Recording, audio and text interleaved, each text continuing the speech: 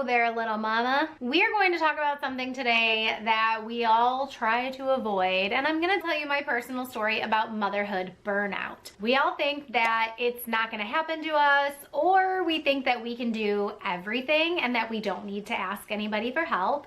And I get it, it's human. I was the same way. When I first became a mom, I wanted to figure it out on my own. I'm not fortunate enough to have my own mom as a motherhood role model slash someone to teach me how to be a mom and how to do all these things.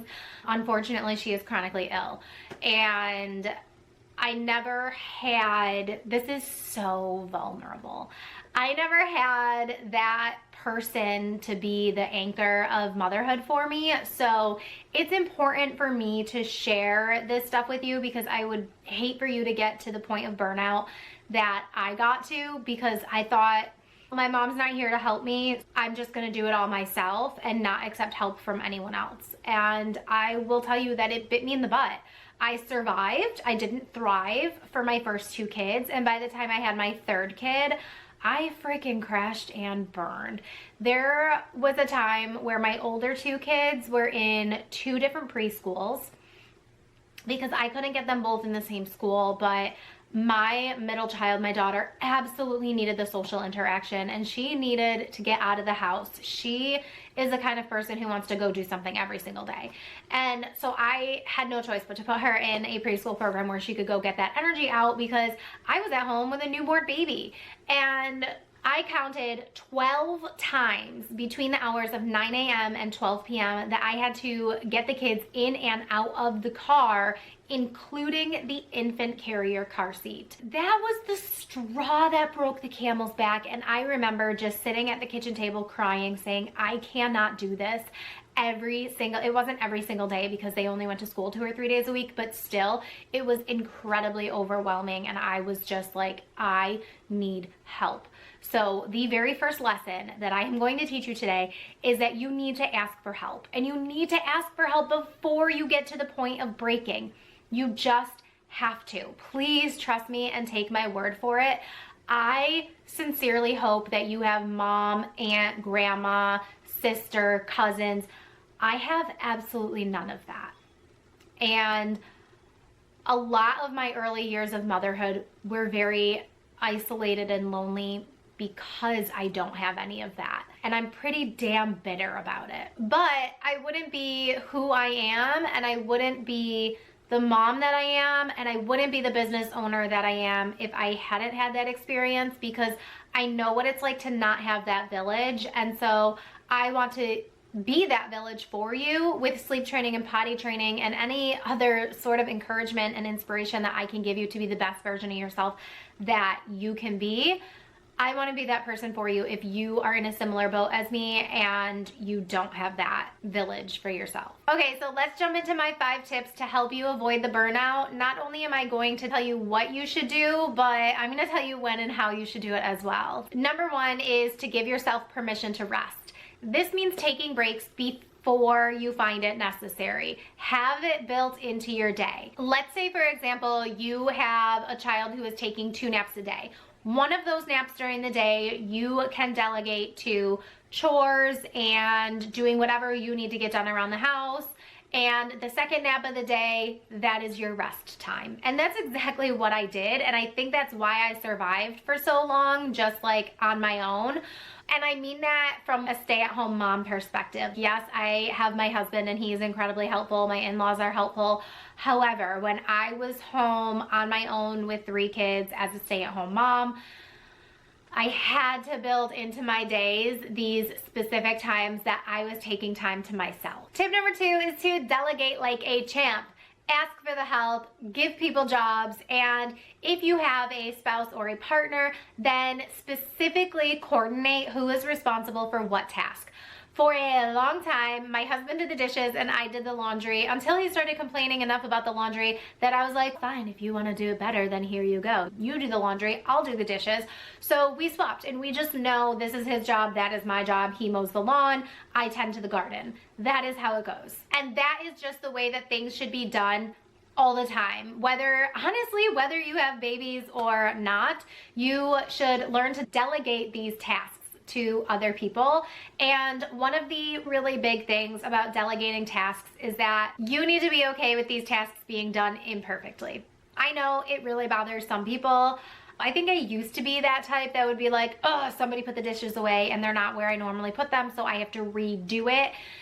Let it go. If I could go back and tell myself one thing, like, who cares if the towels aren't folded the way that I normally fold them? They're freaking folded and put away. So smile and nod and say thank you. If the dishwasher is not loaded the way that you normally load it, who cares? Your dishes are getting cleaned and you will have a clean fork to use when it's time to eat your spaghetti for dinner that somebody else made for you. Do not be afraid to use a meal delivery service for your dinners, even if it's just like a couple days a week. Those are the days that you know that you do not have to make dinner and you don't have to worry about it, and it is one less thing on your plate. Literally, because there will be food on your plate because somebody delivered it to you. Number 3 is boundaries. And I don't just mean, hey, please don't kiss my baby because I don't want the baby to get sick.